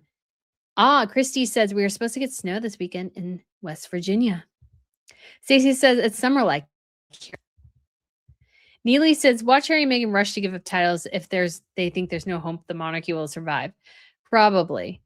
Not Quite Royal says Channel 4 reported the parliament wouldn't have initiated Andrew's removal from line of succession without the king's approval. Yes. So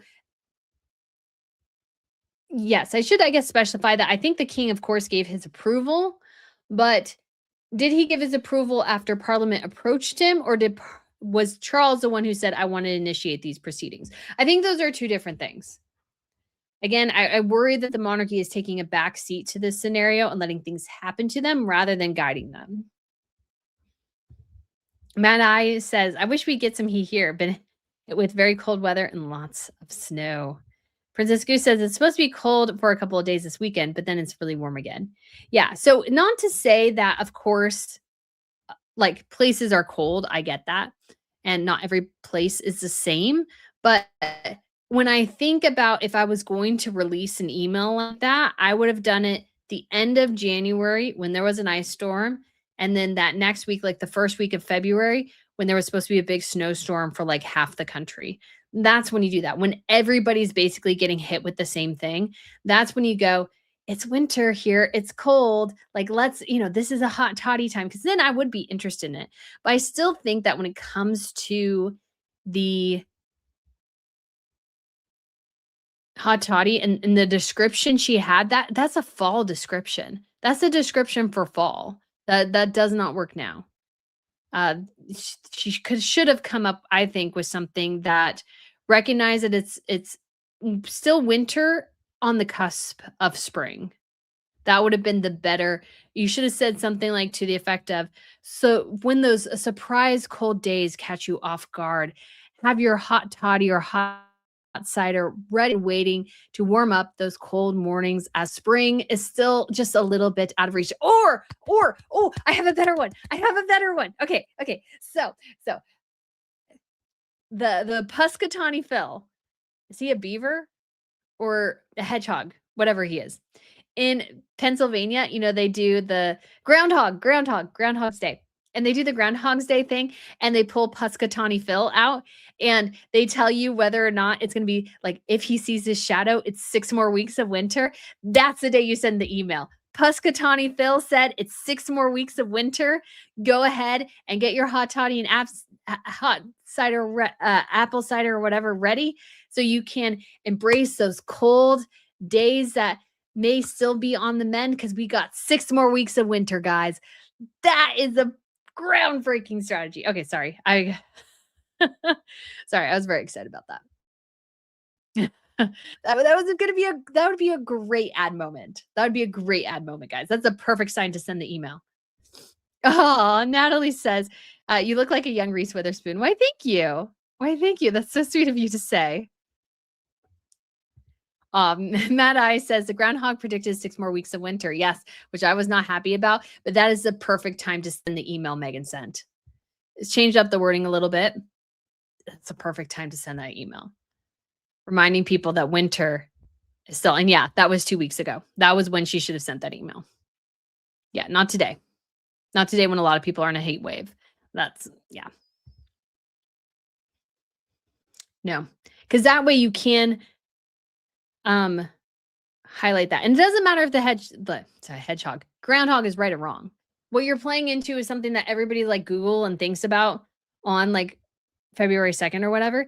It's about kind of capturing a moment and going, yeah, let's do that. That's, it's like, talking about something, Queen Elizabeth on her birthday, or highlighting, the coronation of King Charles or something on Coronation Day. Like these sorts of things. It's just simple marriage of event with what you're selling. So, oh my gosh, the coronation was 3 years ago. Wow. Okay. That's just really just smart marketing. That's what I would have done. If I need to sell those products still, it's winter, but we're getting closer and closer to spring. That's when you highlight and go, yeah, Puxacatani Phil, 6 weeks of winter. Make sure you have our hot toddy and spice cider on standby just for those surprise cold moments. That's so good. That's so good. Gideon says, does she collect enough info to target ads based on recipient location? She definitely could on like Facebook and stuff. On email, probably not quite as much, but potentially. But yeah, if you're not targeting that way, that's perfectly fine. But you want to, again, highlight something that means the most to like everybody. I don't want to hear about like hot cider. I'm hot. Why do you think I'm sleeveless? Princess Goose says 6 more weeks of winter means it will be an early spring. Not that early, but still 5 days. Nora says, Brittany, I thought you said everyone is a heat wave. You said heat wave. Oh, hate wave. I meant heat wave. Hate wave. We're all in a heat wave. Or not everybody, but some people are. Lynette says either that or you can add ice and sip fresh still flavors even when it's hot outside. Yeah, exactly. That should have been Meghan's tips for when it gets, cold. Because I don't think like who would want to at this point, although because I do love my hot chocolate, but I will be ordering more of the hotel chocolat that my parents got me one of those chocolate mixer things, and I can make chilled chocolate. So basically like chocolate milk and chilled. Because I stop drinking as much hot chocolate when it's warmer outside. I drink it during the winter. It's sort of gone during the summer. I have chocolate milk that I like. Yes, I know I'm 5. And like I have the palate of a 5-year-old. I get that. But yeah, that's what I change things up because people will start putting the cider, the hot toddy. I mean, they probably already put it aside ages ago, but they're even more going to start putting it aside now because we're all kind of starting to look towards spring. Stacy says she proves she doesn't know who her audience is. Exactly. Jackie says Puxatawny Phil is so cute, but I'm not sure I would use it the weather. No, I mean, we all know it's bubkiss. We all know it's ridiculous, but it's sort of cute. It's just a cute, dumb tradition that started, like maybe 100 years ago or something. It's just like a dumb thing. Like people get super excited about Punxsutawney Phil. And so it's just like one of those like kitschy things that people do that everybody knows it's dumb, but we all like it anyways. Kiki says, I'm afraid y'all will be disappointed with William as king. You need a Christian king, not a Muslim or an atheist. So I think William will be a good king, but I think he will struggle with, wanting to downgrade a lot of the pomp and ceremony because I think that'll be his natural instinct. But I think he wants to save the institution, wants to leave a legacy. Again, I think both William and Charles will struggle with wanting more of their pet projects to be the legacy rather than the institution itself, because you need to focus more on the institution than you do your pet projects. So yes, Charles wants to save the environment, been very involved in the environment. That's not the thing he should be focusing on right now. He needs to be focusing on the monarchy. Nobility says, when I have done advertising for retail, we advertise for what's coming up in the future, such as spring and Mother's Day, not what's happening today. 100%. 100%. Yeah, it's very much not feeling right. She should have done that. Again, that was an email to go out in January, not an email to go out right now. And yeah, because in the Puxatawny Phil example, it's because he's suggesting 6 more weeks of winter. So you need to have your winter supply still on hand just because there's going to be, quote unquote, 6 more weeks of winter. But right now, I think she should be advertising, which she sort of did in that previous picture, advertising for spring. Rit says she feels that everyone should admire her, worship her, and want to be her. Wrong. Yeah. Not quite royal says William will be a great king. Clifford says, Mom's YouTube, the call for King Charles to abdicate is driven by the dislike of him. He's not going to do that. He's not going to do that, but it's going to be difficult. Paul says, Harry and Meghan knew Charles's coronation day was planned would be May 6th, which was the day of King Charles V ascended the throne in 1910. That's why they claimed Archie was born on May 6th. I don't think so, because they couldn't have anticipated that. That's not really something they could have anticipated, because it all depended on when the queen died. It was just a coincidence thing. Princess Goose said, if you ever start a royal brand, Brittany, you would do a great job with your advertising. Why, thank you. Why, thank you.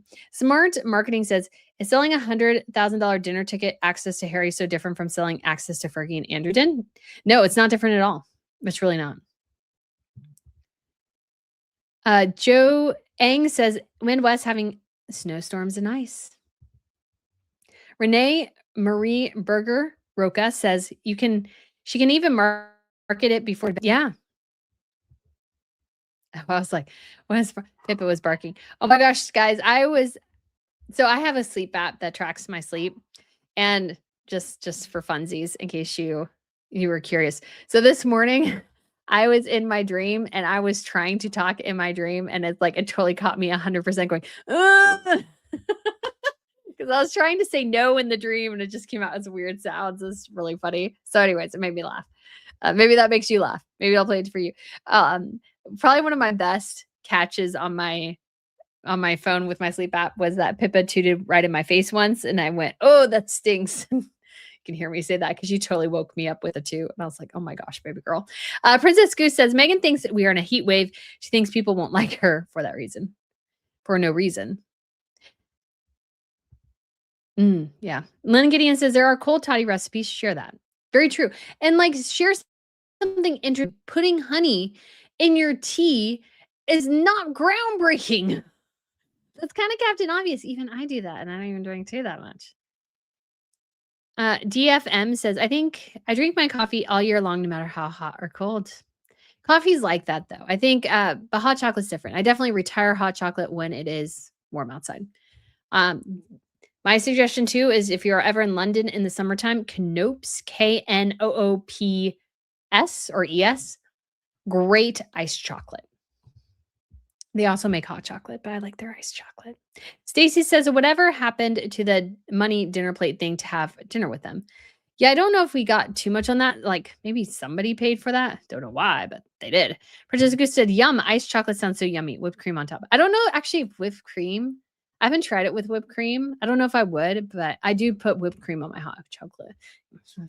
Yeah, I do that on my hot chocolate, but not on my um iced chocolate.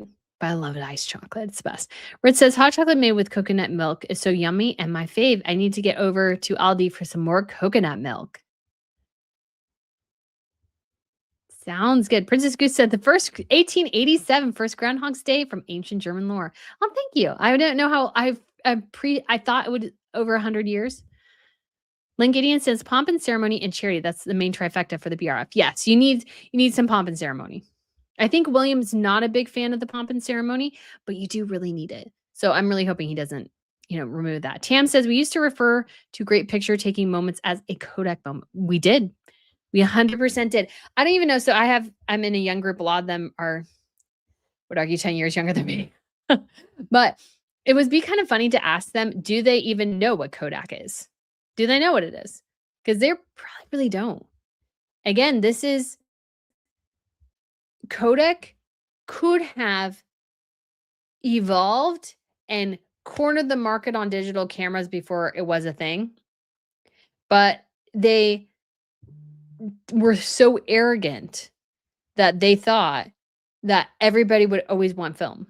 They never considered that film would not be something viable anymore.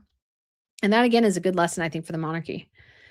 Clifford says she's just scatterbrained and does not strategize about how to get more people to buy her products. As ever is dead. Not it is on life support and nothing can revive it now. She's out of ideas. Yeah, it really does feel like she's out of ideas. Christina says it could be interesting to check Meghan Markle's best sale by date and see what she will do. Could be Chai Tea and more says snowstorm yesterday in Nebraska. Oh no. I'm not a big fan of the snow. Abert also says, you probably addressed this before, but did Meghan think she could sell a brand because it's her? So clear there's no personal passion involved. Yes. Yeah. Yeah. 100% she just thought the brand would sell because of Meghan Markle. She didn't put any thought into it. I don't think she has any passion for any of her products. And we see this reflected because she doesn't really use her products.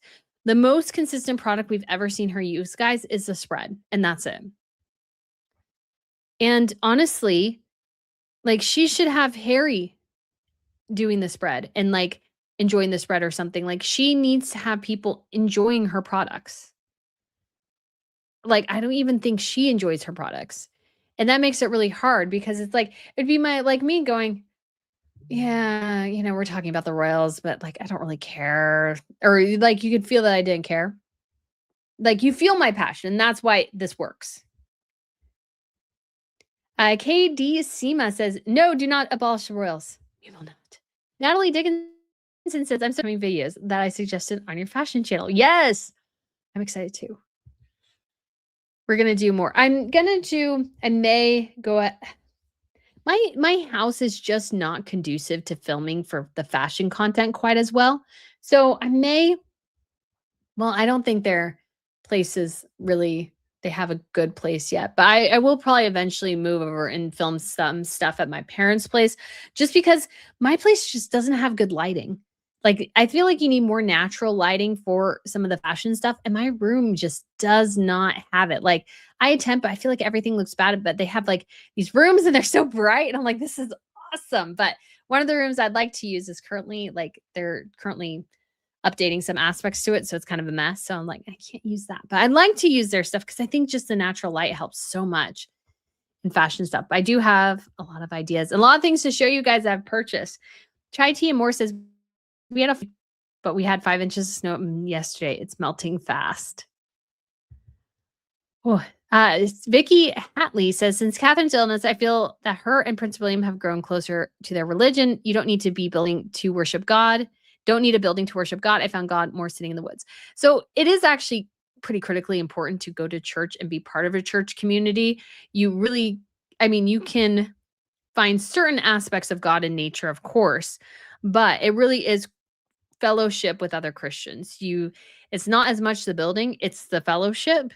And that is actually critical for growth and development and actually participating in your faith. And I'm sorry, but William, I mean, we've heard differing things. Like I've heard Catherine's grown more closer to her faith, and then I've sort of heard, and we've seen more that she's more engaged in nature, and she's found nature more in this process. And again, this is just as a fact of if you are going to be head of a church, you should be attending church services weekly at the bare minimum. Catherine and William don't do that. As far as we're aware, every measure indicates that is not what they do. And if that's not what they're doing, it's unlikely that's what their children will grow up doing. So I just don't see him being head of the Church of England. I don't even think it's really appropriate. If you're not really in church, if you're not highly engaged in the church, you shouldn't be head of a church. Lynn Gideon said, okay, we need to take over as ever. We could do it a million times better. We could. Bobby says lucid dreaming. Yeah, it was funny because I was trying to speak in the dream, and then I was kind of trying to wake up.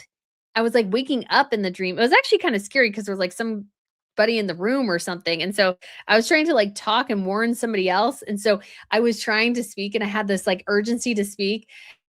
And so I was like, ugh. And so like it's at 6 a.m. or something. So it's a very lucid, vivid dream.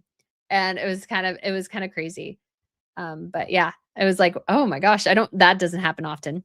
Mom's YouTube says here in London, it's truly rained every day, but once since New Year. That is so sad. I'm so sorry. Lynn Gideon says florals for spring, groundbreaking. Yeah. Katie C. accountable is so encouraging. It is encouraging. That is a good thing. It's good to hold people accountable for their actions. This is a good thing. Princess Goose says the jam champagne tea was different. And champagne tea idea was different. Yeah, I haven't heard that. So I'm glad you said it's different. I just didn't really know. It felt a little odd, but like if I had the material, if I had like ordered her champagne or something, would I have tried to recreate that recipe? Probably just to try. Ashley says, in my dream, I said, oh, it stinks in here. And I woke up and my puppy's booty was in my face. Yeah, my Pippa woke me up from a dead sleep with like the most stinky toot ever. And I'm like, oh, that stinks, baby girl. Rich says, does anyone here know that women have a voice? Just checking. Yeah, I mean, apparently we don't. Abertasa says, yes, I was looking at paint in Ace yesterday and got all excited when I saw the Magnolia paints. I know that the products are good and there's a personal passion behind it. We can tell. Yeah, and she's confident in it. And people feel that. They feel that, and it's why they gravitate towards certain products. Not all the time, but yes, you want somebody who's passionate about their products. Paul says King Charles's coronation could have been planned years in advance. So the coronation could have happened over a year after ascended to the throne, as happened with King George V, who was 22 in 22nd of June, 1911. So again, due to the modern era, it's just really unlikely that they would have waited a long time for the coronation. That's just, yeah, I just don't think that would have happened. They wanted to get it done, rather quickly. So, and again, we're talking about like 110 years difference between the two. So obviously things have changed quite a bit. So I don't think there's any reason Harry and Meghan chose Archie's birthday as May 6th to mess with Charles's coronation. I feel like I just don't think that has any validity. England's a parliament can draw up whatever they want. Will have to be ratified by parliament. The other 15 or so realms or countries. And this could be a moment where some people go, yeah, you know what? We don't want the king. Now, it's a benefit to smaller countries like Belize and stuff to have somebody like King Charles as their potential head of state because he represents their interests too when he's going to events. But it could also be that they decide, yeah, we just want to do our own. And like they have the right to do that. They don't have to go with the monarchy. Jilly Gurley says, William will be the last king if I were to bet on it. It could be. Abertasa says, oh, hot chocolate with coconut milk. Amazing. Robin formerly from California says, everyone lives for a tiara moment with Catherine. It would be a shame to deprive everyone of that. It would. Okay, when is hold on. Hold on, guys. Sweet state visit to Poland. Is the Nigerian state visit to the UK this month or next month?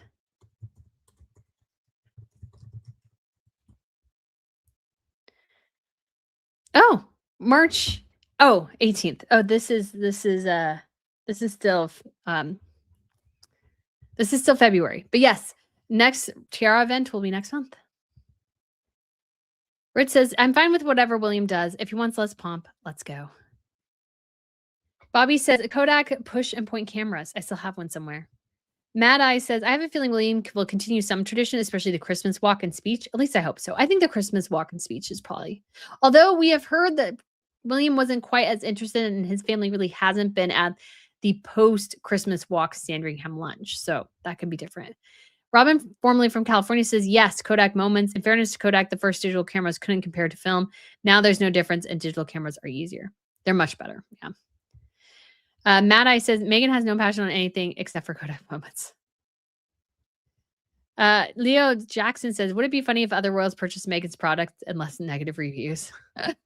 Novelty says, according to Neil Sean, who is an insider with the royal family, the $100,000 dinner is kind of flopping because people want to see Harry and Meghan. So it was just for that event. So I don't really know if that's totally true.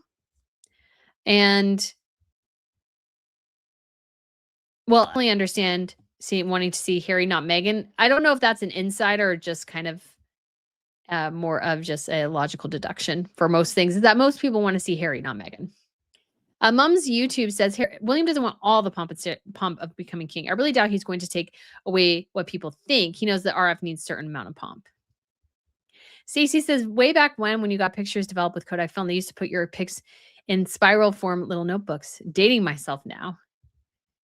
Deep Thought says, reports are they're going to church a lot. It's just private, not reported on. Don't judge William too soon. That's actually been really reported for years, is that they don't go. That is, Valentine Lowe confirmed that when I talked to him fairly recently. It has been a long time. They don't really go to church. And that's not, let's say, it's like, that's their choice. If they don't want to go, that's fine. They go if they're like at Sandringham, and it's sort of expected for them to go. Broadly reported for years and years at this point is that they don't really go. Clifford says, she claimed brands sell out because of the clothes she wears. Wonder with all her atrocious dressing whether those clothes had sold out or she repelled people from buying from those designers. I mean, I think sometimes she picks good individual things, but she can't really put an outfit together and it doesn't ever fit her well. Princess Goose says, I agree about the fellowship. Also because you are hanging out with people that are supposedly following the same principles you are. I'm not currently going to church and I miss it so much. Yeah, I mean, I had to make an effort myself because I wasn't great about going to church every Sunday. I'd be like, oh, well, I can watch something. So for me, but I knew that was wrong. I knew that wasn't biblical. So I made the change to make it to church. I am often late, but I do make it to church every week. My friend says my seat for me, and it's awesome. Lynette Finnegan says the king always headed the Church of England. That's how Henry VIII made it. Yes, but that can change. Nothing lasts forever, you could say. Angela says, I woke up myself up one time kicking my bookshelf by my bed. I guess that was probably my dream. It's always just so funny when like something happens. Like I knew because I was trying so hard to speak in the dream. I was like, I betcha I spoke out loud. And I was hoping I would say no or something, but it was just, not anybody wants to hear my weird groans. Alama says, or better yet, the whole family like eating breakfast with her products. Yeah. Lynn Gideon says, I'm what used to be termed a level 5 somnambulist. I can fully function in my sleep and people don't realize I'm asleep. It freaked out my husband at first. I imagine that would be the case. Lizzie says, remember to hit the like button for this afternoon tea live stream. Yes, we'll be ending here in just a couple of minutes. Matt, I said, sad to say, but most younger generations don't go to church much anymore. And that is what it's been, reported, although some people are going back. Fundamentals. Clifford says, we don't know that they do not attend church. It was never reported that Prince Charles attended church when he was Prince of Wales. So we did know Charles attended church quite a bit more, and he's always been more interested in spirituality, no matter, kind of where that resided. But William has never, ever acknowledged really interest. And again, been widely reported for years, he doesn't attend church beyond high holidays and those sorts of things. Lynn Gideon said, I would imagine there's already a plan in the works for whenever William becomes king. Yeah, and he's already really thinking about it. Deep Thought says, William is loved in so many realms, would support him. Mums YouTube says, "You'd be surprised how many young people teach religion through social media." Yeah, that is happening. Not really great, but maybe if you learn something on social media and encourages you to go to church, that's a good thing. Not quite Royal says, "Just wait until George, Charles, and Louis are teenagers, and no one will want to end the monarchy." Yeah, it will revive a lot. There will be a lot of huge surge of interest in it. Deborah says, "Agreed at some point, but I also don't believe the King of England, who is an adulterer, should be head of the church." That is fair as well. Yeah, I did actually have an issue. I attended a church once and it really bothered me. Number one, he wasn't a great pastor, anyways. But number two, he was divorced. And I was like, I really don't feel like you should be a pastor if you're divorced. Just just don't feel like, or I would need to know like the details of why you divorced. Uh just to because otherwise I just don't feel like that's appropriate for the leader of the church. Sorry. Princess Goose says, first visit in 37 years. I'm surprised Nigeria hasn't visited more recently. Yes, and it was not the result of Harry and Meghan. I hated People magazine. They're like, "Oh, Harry and Meghan visited Nigeria first." It's like, it has nothing to do with this visit. Kaya's A Treehouse Adventure says, Brittany, how do you think William and George's offices will operate together? Do you feel like the two offices won't be as competitive with each other and will work together? I would imagine they matter. It depends on how George, comes up and what he feels like. But honestly, you know, because of the conflict over Diana and everything, there has always been a bit of a schism between William and Charles. I think William and George won't have that big a schism. Now, of course, things can change and these sorts of things, but I think they will be more united than Charles and William are. Stephanie says, I don't think Charles has the energy to change Kodak. I think William is prepared to bring digital into the monarchy, and I wouldn't be surprised if William takes over sooner before his father dies. Definitely could be true. Definitely. Paul says, King Charles V affectionately called his granddaughter Lilibet, became the late queen. George V was born on June 3rd, while George III was born on June 4th. Coincidence? I don't know. I don't know. I mean, I just think, there are coincidences in life. So, funny coincidence to point that out, to share that out there. So, my grandma, my mom's mom, my mom, and I were born within 4 days of each other. The 7th, 9th, and 10th. We just needed an 8th, and we'd have 4 different generations born within 4 days of the same month. Obviously, not the same year, but the month. Was anybody planning that? I really doubt it. That's just how things came about. I was supposed to be born actually the previous month, and I ended up being late. So, just saying there are coincidences in life within the family thing, because I don't think anybody was like, although I am actively planning, if I'm lucky enough to have a child, actively planning to have a child, hopefully born on the 8th, so we can have 7, 8, 9, 10. Isn't that cool? Okay. Kaya's Treehouse Adventures. Also, George, how involved will he be in his role? I mean,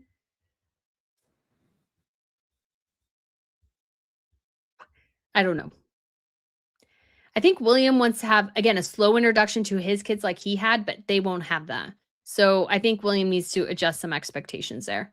Lily Field says, I feel like arresting Andrew when he did was to ensure he didn't flee to UAE. And Rolando thinks there is evidence that Andrew was going to flee. Possibly. Shaz says, since Catherine was diagnosed with cancer, they go to church. We just don't see them. So, guys, this is not about seeing them or not seeing them. This has just been widely reported in royal circles for years. Like, not looking to really argue about it, but just saying, like, they have been reported not to go. William has been reported to not really be interested in anything in regard to the church. So, I think it's more wishful thinking, to be honest. Robin, formerly from California, says Kate's family aren't churchgoers, and Diana wasn't a churchgoer. They come by that naturally. I would agree with that. Yeah, because I think it was in James's book. He mentioned maybe going once for like a song session or something. But yeah, they don't go to church either. So the likelihood that Catherine and William go to church, again, been reported. Family history, these sorts of things, they just don't go. I'm sorry. Deep thought. I was talking reports and those claiming they don't go. It's more recent, but even the more recent, I haven't really heard that. I think they've said, I've heard reports that Catherine recently was maybe a little bit more leaning on our faith, but honestly, I feel like we're hearing more about nature than we are faith. Lincoln says, Brittany, you need to put together for some outfits Meghan should wear on your fashion channel. Maybe I shall. All right, we have Agent Kazu. Thank you so much for the super chat. Said, I knew a whole family, parents and kids, born on the same day, years, wasn't planned, just happened. Yeah, there are just wild coincidences within families, and that's just natural sometimes. I think too of Kourtney Kardashian, two of her kids born the same day, different years. I don't think that was planned. And so it's just like one of those, like, I don't think anybody plans it. Now, I hope to plan it. But yeah, I think families, things just happen when you have a large family. So I don't think there's any really coincidence. Not quite well says, didn't Princess Diana go to church quite a lot? There's a little Catholic church in Kensington she used to have to go to. I haven't really heard too much of that. To be honest, but you could be right, but I just don't really think so. Lily Field says, thanks so much for the live stream, Brittany. We appreciate your hard work to keep us updated, especially during this very intense week. Yeah, it was really interesting because I was like, again, I was pet sitting for my parents most of this week. And so I was like, I was really, really off. And so I was really like, yesterday was very disappointing because I was like, I don't really want to deal with this today. On the whole Andrew thing. I was like, couldn't this happen on Friday? But it's fine. It's fine.